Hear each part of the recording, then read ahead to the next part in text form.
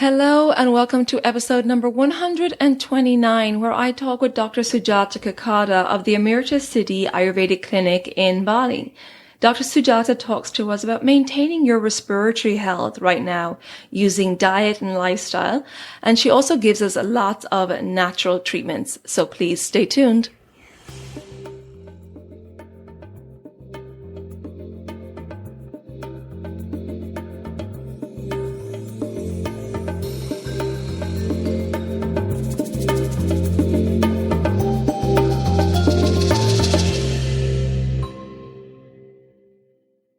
Hello and welcome to Elements of Ayurveda, Empowering Wisdom of Life.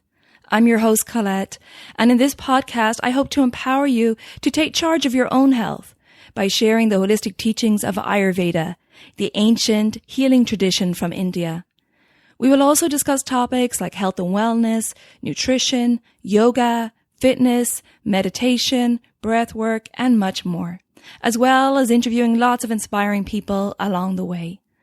My humble wish is to help you to connect to your true nature, to Mother Nature, and to each other. If you like the content, be sure to subscribe to the show, and the new episodes will automatically download for you to enjoy. If you're new to Ayurveda, I recommend you listen to the first couple of episodes where I do an introduction to Ayurveda and the mind-body types. I've also set up a Facebook group for us to connect and to support each other, and I'd love for you to join me over at Elements of Ayurveda podcast group. And now here's the show. Hello and welcome back to Elements of Ayurveda podcast. I'm very happy to welcome back Dr. Sujatha Kekada, who is the lead Ayurvedic physician and co-founder of Amrtasiddhi Ayurvedic Clinic in Bali.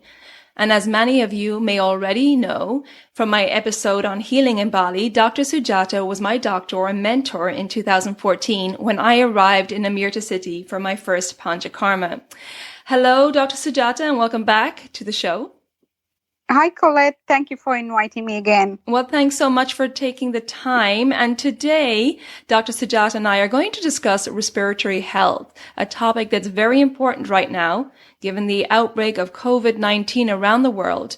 And when this virus infection is severe, it can really cause respiratory problems. And also it's allergy seasons, which can really affect our respiration as well.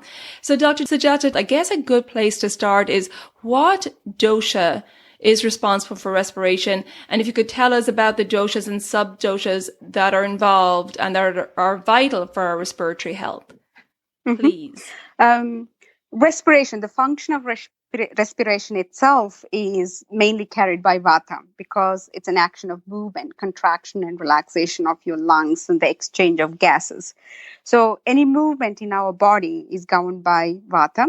So vata governs our nervous system, the nerves which enters your lungs, bronchioles, all those things contracts, and this action of movement is carried purely by vata. Vata here, we have 5 different kinds of vata based on which part of the body they are and what kind of functions they are doing. They're namely prana, udana, samana, vyana, and apana. So prana and udana are the main vatas that related to respiration. Prana, which is in your top part, the head, cognition, connection, those related functions. Udana is the one which is circulating in your chest area. And here it particularly does the function of breathing, inhaling the oxygen and bringing out the carbon dioxide with the exchange of oxygen molecules into our tissue. So if you look at just the action of breathing, it's our vata, and prana vayu, which also has got prana means the life force that we inhale. So when we breathe in, we take the oxygen, it supports the energy of the prana in our body, which particularly moves in our head, in our sense organs.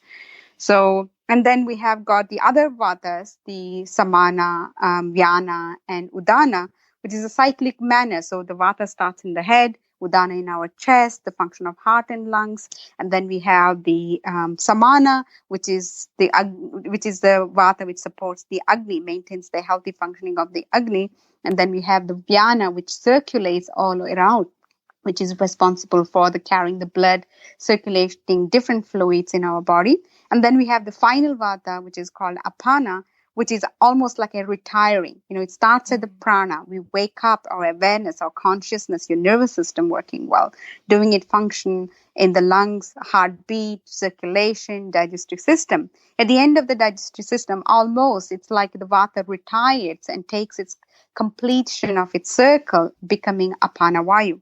So the function of the apana vayu is grounding and carrying all the function of excretion, sexual act, menstruation, which is about downward movement. And it's finishing, it's completion. And then the cycle begins again as a prana when you wake up in the morning. So this is a cyclic manner. It's a one vata, but depending on where it is, what it functions, it does, it has got a different names. And then this cyclic pattern completes from prana vayu ending up as a apana vayu. Are the other doshas involved in respiration as well? Like you mentioned the heart and the lungs. Is kapha involved there because the seat of kapha being in the chest? Yes, because the kapha's main areas, so I call it as every dosha has got its capital city. So that's where it begins its power and governing, and then it influences the different part of your body. So kapha is in the area, upper part of your stomach, chest, and above area, like a throat, your nostrils, your sinuses, your head. So it's a very, dichotomy here, that vata and kapha both are opposite energy, but they have to work together to create the balance. Like your nervous system, which conducting all the nerve impulses, it's carried by vata, but your brain matter as such, and the cerebrospinal fluid and the fluid in between your brain layers, they all are kapha quality. That means a perfect balance of moisture and nourishment need to be given to these tissues, which is in the form of kapha, for the vata to work well. So if starting from our nostrils, we have mucous membrane inside our nostrils, and then to your throat, and then to your trachea, your bronchus and bronchioles, alveoli, the finest part of respiratory tissue, and then the lung tissue. So it's full of moist, wet thing. So that means if imagine if your lungs just carrying air, and air is dry in nature. Air brings dryness. That's why if we hang our clothes into the air, it gets dry. You go on a bicycle ride, keeping your hair open, your hair feels very brittle and dry. So imagine there's no mucus in our lungs. This air constantly breathing, it's going to cause irritate and cracking of the tissues there. So in order to prevent that, the nature created moisture there. And this moisture also helps to trap anything that your body doesn't need, any dust particles or microorganisms or insects and stuff. So this lubrication and insulation that your body has in the respiratory system comes from kapha. But there need to be a fine balance managed. If the kapha is too much, it's going to block the airway passages, and then the air doesn't grow. So basically that's what happens in kind of respiratory related diseases, particularly in asthma. Right. So kapha and vata need to be working in a very harmonious, balanced way. Yes, like you said, there is fine balance there. And so when kapha becomes aggravated, and we're in kapha season right now in the Northern Hemisphere, there can be this congestion and these blockages. And you mentioned asthma, which is a very common respiratory disorder. And can you tell us a little bit about Ayurveda's perspective on asthma and how Ayurveda treats asthma? One main cause, there are various different kinds of asthma. So general simple form of asthma comes due to kapha increase. It said kapha increases in your amashaya. Amashaya is your stomach. It's your upper part of your digestive system. So kapha increases in the stomach due to incompatible food, indigestion, or low agni. These things can create ama in your amashaya or upper part of your digestive system or in your stomach. And that leads to increased mucus in your chest, lungs, and sinuses. And that creates asthma. That's one reason. And naturally, as the season changes, those seasons affects your doshas also in your body. And in European countries, now it's your winter, right? The winter is finishing and you're already landing into your spring. Yes. So winter is a season where the kapha gets accumulated. It's almost like a snow. If you imagine snow, everything is getting accumulated and stagnated by nature. And then when the spring comes, the rays of sunlight, the warmth, it starts to melt the kapha. So when the kapha start to melt, it just start to move. And that's why people experience symptoms like hay fever, runny nose, flu, mucus congestion. So in the middle of the winter, you may not feel the symptoms of kapha. You may have the kapha other symptoms like feeling a bit lethargic, unmotivated, weight gain, maybe a little bit of winter blues, these kind of symptoms. But you don't really suffer from hay fever during that time. You start to suffer as the blossom starts, the plants start to spring out. And that's the reason also, because that's when the kapha start to melt, and then we start that it start to move. So I think in one of the podcasts we talked about how doshas get the chaya, the accumulation state first, and then prakopa, which filled up in its original place, and the prasara, that means it start to spread. And this spreading state start to happen when it is spring. And when it start to spread, and if you are a kapha constitution person, you had a low agni, or even if you're not a kapha constitution person who have an imbalance of agni and you indulge in lots of kapha lifestyle and activity, that accumulated kapha going to give you trouble more in spring rather than in the winter. Yes, we're definitely feeling that here in the south of France right now. There's lots of pollen. There's lots. We had some wind last week, which kicked up all the pollen, lots of yellow clouds of pollen. And I know a lot of people are suffering. And in Ayurveda, we recommend seasonal cleansing, right? To eliminate the toxins out, to remove that buildup of kapha and to help you transition into the seasons. What other ways does Ayurveda treat specifically asthma? We need to focus on the diet. You don't want to do anything which builds up kapha in the body. All kapha increasing diets, like simple way that we use in your day-to-day life, like dairy products are very high kapha increasing. Wheat is very high kapha increasing. Oily food, or eating when you're not hungry, eating too late. These are the things, like primarily, few things, handful of 5 different things that what I just mentioned. If you could avoid that, there's a less chance that you're going to increase kapha in the winter, and then that's going to manifest more in the springtime. And on the top, you want to take something which is decongestant, we call. That means nothing going to stick and stagnant. So you want to move things. So simple things that you could have in your home, which is decongestant, is something which is like a spices plays a huge role here. Spices increases agni. When we eat spicy food, it starts to move things. That means it prevents anything from getting stagnated. And also spices increases your agni. So adding some spices, simple things like some black pepper, ginger, or the local herbs that you have got, thyme, sage. These things can help you prevent stagnation of this kapha, increasing moisture, dampness, in a simple way of speaking.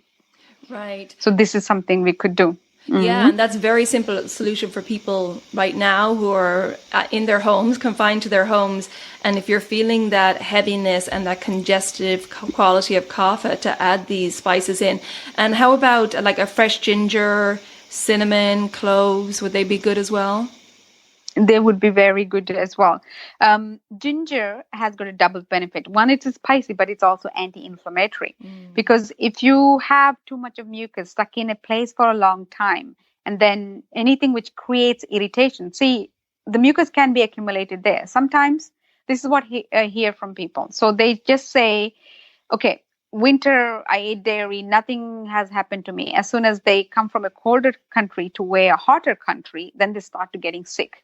They start getting fever, they getting start of mucus, sinus infection, because it's the process of that. The heat start to melt the kapha, and then it start to show the symptoms. Other than that, any kind of irritation that they might have, heat, dust, the pollen, what's the triggering point? It becomes an irritant. When you inhale, it's a foreign particle. And when it goes into your sinuses or bronchioles or into the lung tissue, it just becomes an irritant, and it creates inflammation. So in this condition, taking ginger, turmeric, with a little bit of cinnamon and a little bit of lemon and a little bit of honey. So this thing can be work as a very strong anti-inflammatory and decongestant and removing that excessive kapha which is accumulated, which basically going to get digested in the body and then eliminated after digestion. Okay, great. So would you mix that together, like turmeric, ginger? You could make a tea with ginger, turmeric, and cinnamon. You can crush them and boil them for 5 minutes and then let it seep until it comes to a drinkable temperature, filter it, add some lemon juice to it, and then when it's ready to drink, then only you add a little bit of honey to that. Oh, yes. And drinking that 2-3 cups a day would be very beneficial. Great. And as well, because turmeric has this astringent quality, right? So it has this drying quality as well. Absolutely. Yeah. So it helps to kind of dry up all that excess mucus. Now, so that was great tips for kapha and that kapha congestion and those blockages. So when there's a respiratory disorder due to vata, I guess that would be more dryness and constriction, right? Maybe more of that wheezing and that's true. Here. Mm-hmm. Or dry cough is another thing, or a itchy cough, like people, they experience this dry cough when they talk or when they expose themselves to a cold breeze, like they stand under the fan or they go for a walk or they speak a lot, then the cough start to trigger because all these activities increases vata. So that itchy, tickly cough that people experience, like a dry cough, or in that cases you can't do much of a hard spicy thing because spicy things has a quality to dry off as well. Yeah. Honey is drying, so honey is much beneficial when there is a congestion and mucus. So people could use a licorice. They could also make tea with fennel and cumin. They are a bit more moistening herbs, so having a tea with that, and instead of adding honey, if they need a little bit of sweetener, they could use a little bit of palm sugar into it. So that's beneficial to soothe the dryness induced cough. When it comes to a disease related to your lungs, you need to be always careful with fat. Because if your Agni is not good, you can't digest it. It could be troublesome. So in Ayurveda, we use ghee when you're kind of treating a condition, when it's the end stage, because we say that any diseases, when it finishes or it's been chronic, there would be a dryness coming out of it because of its whole process that your body juice or the ojas is being depleted. So in order to put the ojas back, you would use medicinal preparation, which comes in a paste form or a ghee form. So like what one could do is the best thing if you need this bit of a moisture to go in, and when you're at the end stage of finishing off your cough, then the cough is almost gone, but you feel a little bit of lingering cough here and there. The best combination is called trikatu, which is actually a combination of black pepper, dry ginger powder, and pipali. It's called long pepper. So equal quantities of that, and then mixed with a little bit of honey, and mixed with a little bit of ghee. Always need to remember that the ghee and honey quantity should not be equal. So one need to be more than the other. So like, for example, if you take ghee 2 teaspoons, then you want to take 1 teaspoon of honey, or other way around. Right. And just to explain to people on that it's toxic to the body if the ghee and the honey are in equal quantity. Is that correct? That's correct. Okay. So it becomes a form that body cannot digest or use it anymore, so it becomes stagnant, and that turns into ama. Thank you for that explanation. And so then if there was a pitta aggravation and in regards to respiratory health, I guess it would be more inflammatory? Yes, in pitta condition it will be more inflammatory, and people would have fever accompanied with it. Okay. And so, what would the treatment be then, without going into detail, but in general, what would the treatment be in that case? In case of like a pitta related chest congestion, you want to reduce the inflammation, you want to have cooling ingredients, but at the same time, you want it to have a little bit of a kapha removing ability too. So you want it to be less inflammatory. So turmeric is one really good choice. But when you use turmeric, you want to combine that with our cumin and fennel and even a little bit of mint leaves, because it has got a digestive property, mint, and also it's cooling and excellent for pitta, and fennel and cumin being tridoshak and neutral. It doesn't increase the heat, never decreases, but it aids the digestion, breaks down the kapha and moves it. And then it could be, one can be used with little bit of palm sugar again, more than the honey. Honey is quite heating. Unless it's a very winter, weather is cold, a pitta can use the honey. Other than that, in a hot season, if their pitta is high, then you literally see internal heat, inflamed skin, redness. Then pitta need to be careful with using too much of honey in their diet, or only in the form of medicine for them. Okay, great. That's great to know. So in listening to this discussion, if you feel that you need to clear out that congestion, to get your allergies under control, to bring into balance any respiratory problems, then I wanted to let you know that I do have my private Digestive Reset Cleanse available online. This cleanse will help you to bring those doshas into balance and prevent these aggravations of the doshas, which can cause these respiratory problems and congestion and allergies and asthma and so on. So you can click on the link in the show notes to find out about that. This cleanse comes with a 90-minute consultation online with me, where I'll tailor the recipes, the yoga, the mindfulness practices to you, and I will support you throughout the whole process. So that's available to you. I also wanted to let you know that I still have my limited time discount going on the Daily Habits for Holistic Health course, 20% off this course, which is a 28-day self-paced online course. And in this course, we're not only helping you implement daily habits, but we're also talking about the circadian rhythms, balancing the mental gunas of sattva, rajas, and tamas, also how to become your own healer, and also having awareness and developing your intuition. So click on the link in the show notes to check out those programs, or visit my website, elementshealingandwellbeing.com. You'll find the cleanse in services under programs, and then for the discount on the Daily Habits course, go to the events tab. Okay, let's get back to my discussion with Dr. Sujatha. And also, how much is stress a factor with asthma or with respiratory disorders? Because, as we know, Vata is the most subtle of the doshas and can be easily triggered or aggravated by stress. And so I'm wondering how much stress is involved in these respiratory conditions. There's a kind of asthma we say in Ayurveda, which is vyashama, or like a stress, sadness triggered. Yeah, right. So see, stress creates constriction. Yeah. So stress is not expansion; it's a constriction process. And simply what happens in asthma, everything gets constricted. Your airway passage is constricted. It loses your lung tissues, your lung tissue loses elasticity. It becomes tight. It doesn't expand and contract when it's needed. So basically, the stress sends a signal of constriction and collapse. As a result of this, it can trigger asthma, trigger breathing problems. As we know, like when people get panic attacks, they can't breathe. Right. It's almost like there's no signal growing. Everything is just constricted, in a catastrophic stage. So stress plays a huge role, and sadness plays a huge role. Grief, loss, this area, the energy or the emotions or unprocessed emotions related to that, or the mind-based ama, they're going to get accumulated in your lung area.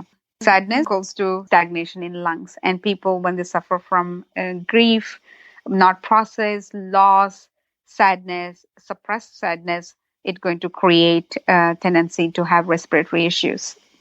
Right. Yeah, that's so interesting. And given the circumstances we're in today as we're recording this episode, Dr. Sujatha, where we have this COVID-19 pandemic affecting the whole world, and these stressors and this time of sadness and grief for many people around the world, is something we need to be really aware of, and managing these emotions because they can in turn affect our respiratory health, which could leave us vulnerable.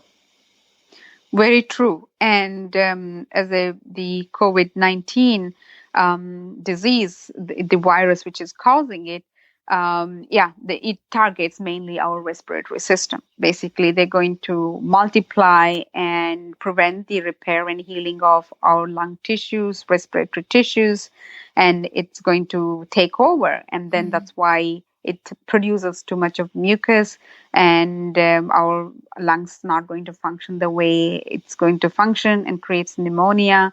And that's where the complexity start to happen. Other than that, as if your immune system is good and you don't have a kapha tendencies in your body, your diet is good, your recovery is much more easier, and the infection may not even show symptoms. Right, absolutely. And so I guess what would be good to cover now is for people out there listening going, what can I do? We talked about some spices we can bring in, which is really helpful. But what about some self-care practices? We talk a lot on this podcast about the dinacharya. What are some self-care practices that people can implement now into their day to boost their respiratory health? One thing I would really stress very much on, even though we cannot go out and, we are homebound, so we don't want to make our daily life to be stagnant. Yeah. Exercise is very important to break kapha, have the prana to move in the right way. A good routine of home-based exercise. There's many ways we could do exercises. We can do yoga. If you don't know, there are plenty of videos available for that. Some stretches, or station jogging, and interval exercises, and practicing some simple pranayama would be so beneficial. You can just do the nadi shodhana, what we call the right and left nostril breathing. So exercise is very key. I would highly stress on that everybody takes care of the exercise, which prevents prana to move, prevents stagnation, and there's nothing stagnant, means good circulation, good mood. It creates good mood. So we don't need to feel sad, bored, and depressed, because when that starts to happen, then we look into watching too much television or eating too much food. So we kind of we become very tamasic. Yeah. So we don't want to go into that tamasic state, and when it becomes tamasic, the kapha naturally increases. So that's one area, being active, keeping physically fit, doing pranayama and meditation. And then diet, dinacharya-wise, the oral hygiene, I would stress a lot about it. The gandusha, the oil pulling after brushing teeth, and having some coconut oil or sesame oil, and I would recommend put few drops of, if you have some clove oil, tea tree oil, cinnamon oil, essential oil, and just to put a drop into that oil and gargle and hold the oil for 5 minutes or so, and then gargling it and then spitting out. So this creates very good oral hygiene and, can clean up to your throat, and the less chances that bacteria would find a suitable environment for it to grow and enter your body. And also doing some nasya drops. Yeah. You can buy nasya drop oils. If you don't have, you could just simply use a little bit of ghee. So you can dip your little finger with the ghee, and then after you clean your face, brush your teeth, and cleaning your nose, blowing your nose, you just dip that little finger and anoint your nostril with a little bit of ghee. So that helps to get trap any kind of bacteria which is entering your body, and they don't go inside.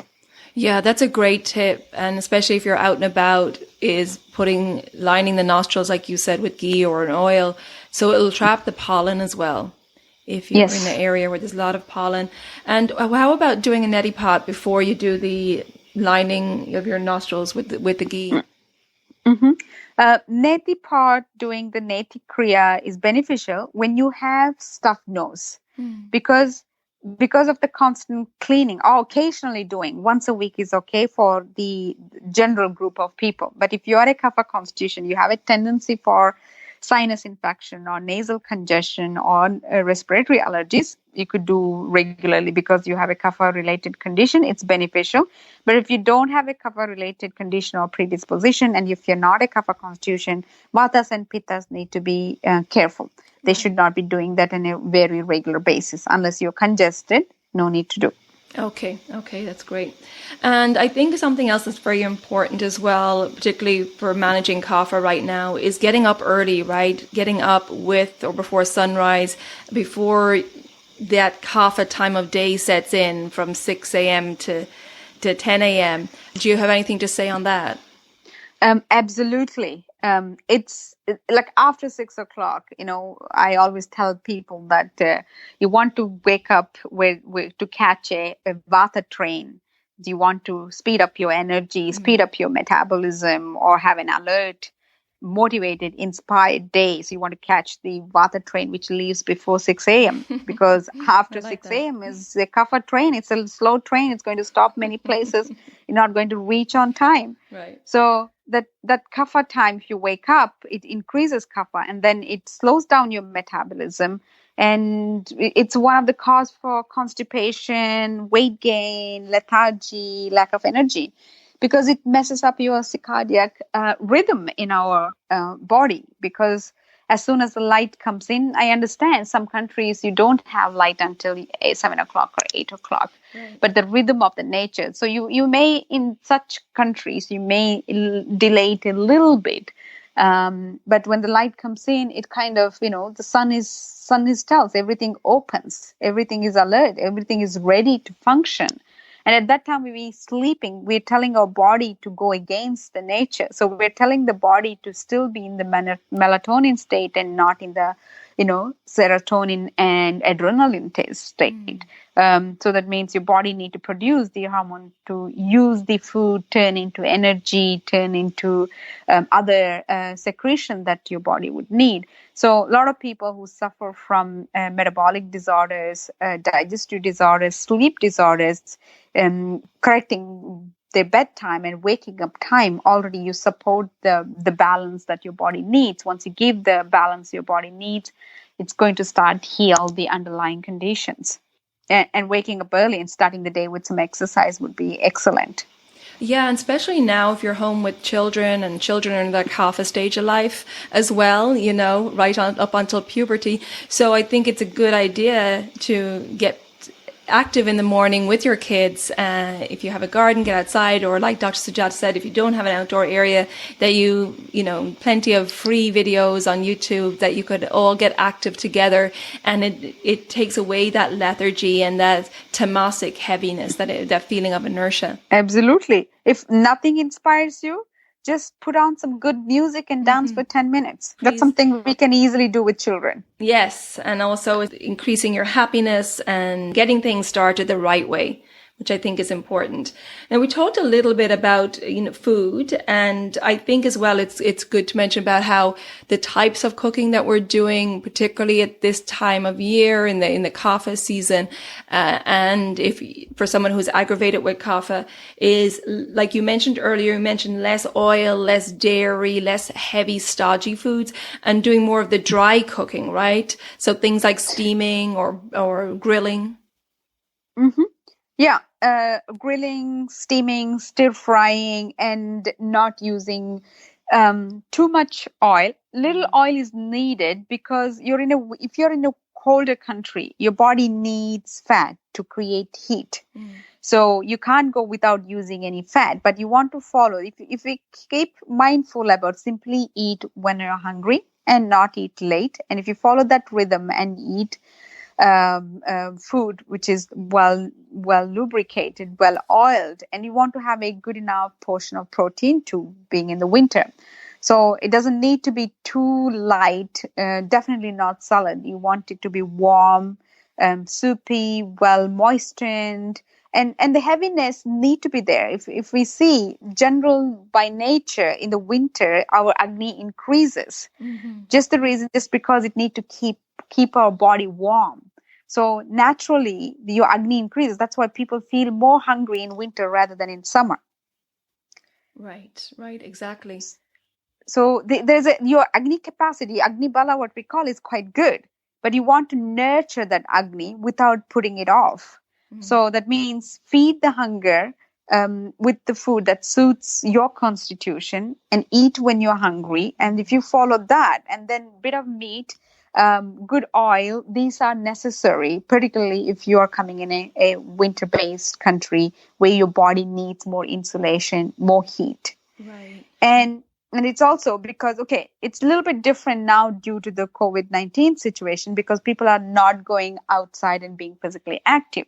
So they need to be a little bit of extra careful and not to have much of the heavier food. They would usually have what we call the winter food. Yes. Like, the winter time we do like lots of stews and soups and meats and roasts and all these things, which is something it was normal to eat because back in that time, the weather was harsh and people need to go out and work and do these things. But now, due to this particular special situation that we all are facing, we need to be keeping our diet a bit more lighter towards lighter nature. Lots of veggies, soups, stews, and meat more, I would say, in the form of soups or stews or broths form rather than eating big pieces or big chunks of meat. Maybe you can reduce it not to eat for dinner time, make it a habit to eat small quantity for lunchtime. Right. Keeping the harder to digest foods at lunchtime when you're having grains and meats and so on.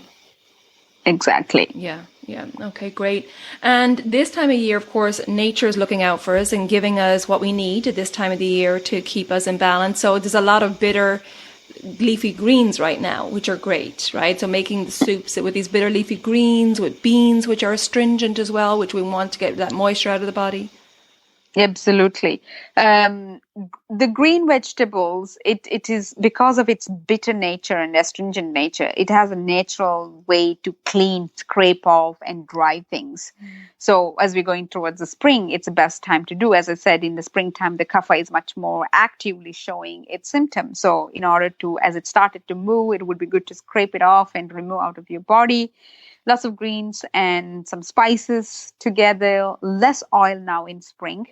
The winter was okay because your body needed more heat to produce. But as the spring comes in, you need much less of that.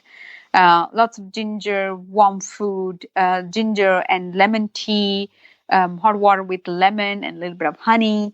These things are definitely a lot beneficial now going towards the spring to boost your immunity. Right. And staying away from the snack foods, the heavy comfort foods, especially the late night snacking like ice cream and chocolate and cookies and so on. Absolutely. That's the worst thing we can do to ourselves when we eat very late.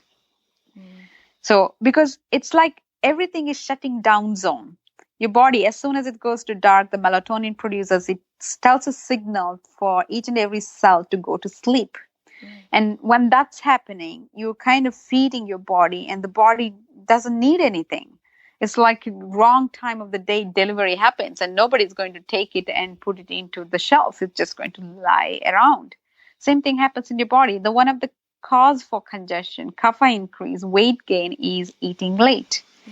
Eating late in the sense like at least we say you need to maintain 3 hours before you go to bed. And it doesn't mean that you can go to bed anytime, keeping 3 hours gap after you eat. So the bedtime is also, there is a healthy and the best way to go to sleep. So the sleeping time need to be before 11 o'clock. So that means before 11, that means you go take it back to 3 hours. You should have been finished eating like latest by like 7 o'clock. Right. You're 7:30. kind. I say I'm in bed by 10. Yeah, now, I guess nowadays people should follow the 10 o'clock and when they're going back into normal life, they can go back to 11 o'clock. Right. But I do think that routine, we've talked about this on the podcast, is so important right now, especially given that our lives are in upheaval, that routine for yourself and for your children is really key. Everyone is more in balance, is more in tune with nature when we are in routine and when we are aligning with the circadian rhythms. And in order for us to maintain our health and well-being physically and mentally during this confinement, routine is really key, right? Yeah. And this is the best opportunity for us to go into ourselves, because when the life begins again, we are chasing, right? We're running and we always say no time to cook a meal, no time to do regular exercise, no time to meditate, no time to do the little things that we wanted to do.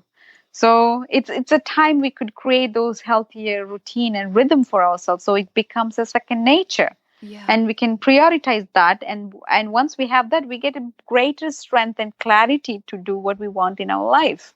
So it's not we're going to miss what we wanted to do or what we did before, but it's going to be doing it in a very conscious and aware and the best way. So for that, we need to go inwards. We need to look after ourselves, follow the rhythm, follow the routine, and nurture ourselves. Yeah. And, now is the one time, and maybe the only time we'll ever have, that we don't have any distractions to our schedule. We can't go out, and you can actually now control your day and your routine without having to be interrupted by having to go here, there, and everywhere. So it's a really great time to take care of yourself and to really heal deeply. Absolutely. Another great item to include for respiratory health is essential oils. And you mentioned earlier about using essential oils in your oil pulling oil.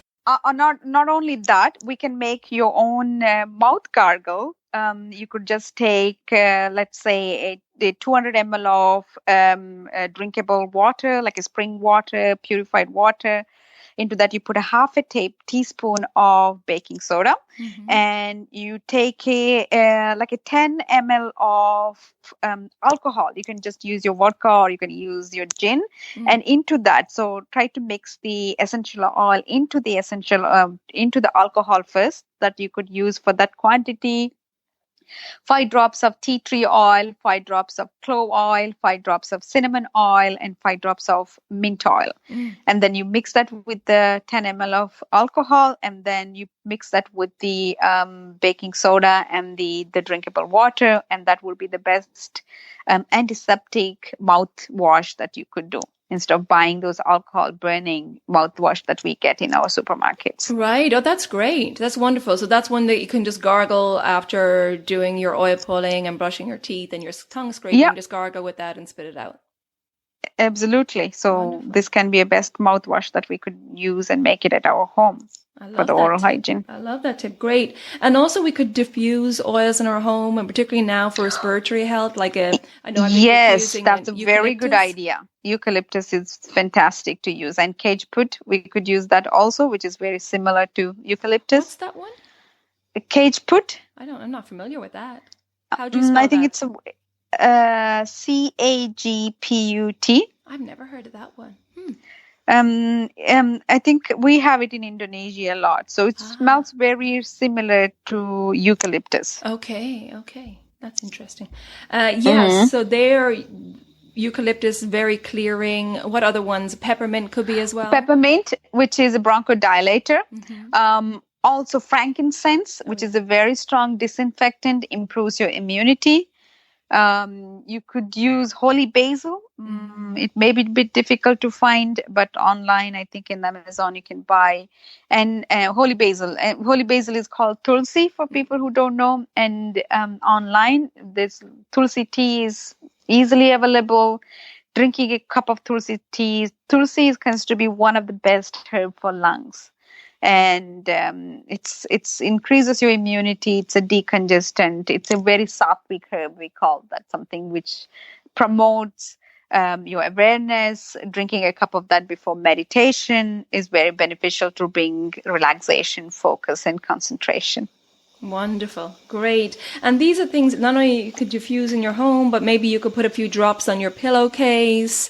You put a few drops on a cotton ball and put it in your open window, and it can blow into the house. So there's lots of ways that you can use these essential oils, which are great. Definitely. Yeah. Wonderful. I think we have some great tips there. And I would like to mention as well with the pranayama that Dr. Sujatha mentioned, the alternate nostril breathing. I have a little tutorial on how to do that if you're not familiar with it, and I'll add that link into the show notes. But Dr. Sujatha, it was some really great tips there to help people keep their health and well-being, their doshas in balance, and also to make sure that their respiratory health is good at the moment, which is really important, and that their stress levels are down. So Dr. Sujatha, can you tell us where people could find out more about you and your services and Amrtasiddhi? Our services are provided in Ubud, Bali. We have a Ayurvedic health center where we treat various different conditions of health issues in the natural using Ayurvedic method treatments, panchakarma. Also, currently, due to the current situation at the moment, we are offering services through online consultations and guiding people to take care of their health through online services. Hopefully, the situation is going to get better. And if anybody's looking for a in-house service of healing themselves and curing a particular health condition, when the whole world comes out of the current lockdown situation, we will be opening our doors to receive people. So the website called www.Amrtasiddhi Ayurvedic Health Center. We have a Facebook page and Instagram page. People can reach us through that. Wonderful. And for those people who are local in Ubud, you're doing some Oh, yes, I deliveries? forgot to mention about that. We just started a meal delivery to support people in the lockdown process. And also our kitchen is going to be based with the herbs and naturally grown medicinal plants. So that was my passion, to bring medicinal plants as a food, using those things to boost your immunity, detox your system, easily digestible. And also we, as we have a background of a health-oriented kitchen, using it for our patients, we're also ready to serve food people who have dietary restrictions or any health condition related. So if anybody's in Ubud, we are happy to take care of your dietary needs while this situation gets better. Wonderful. And they can reach you by phone?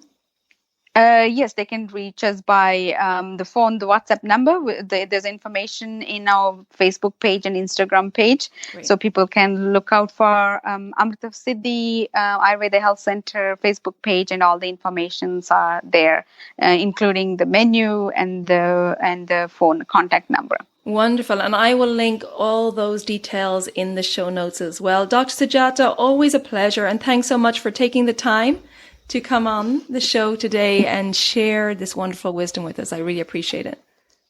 Thank you, Colette. I appreciate what you're doing to bring the awareness to the world. I really appreciate that. Thank you. It's my pleasure. And we'll hopefully chat again soon.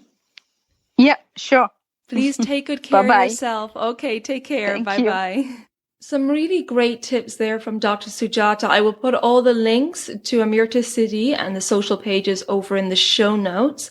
If you find that this episode will be helpful to family or friends, please share it with them. If you want to rate and review the show, I would really appreciate it wherever you listen to your podcasts. And also I'll put the links in the show notes to my website, elementshealingandwellbeing.com, to the private cleanses, and to the 20% off Daily Habits for Holistic Health course. Okay, everybody, take good care of yourself, stay safe, stay healthy, and I will talk to you again soon. Ciao for now.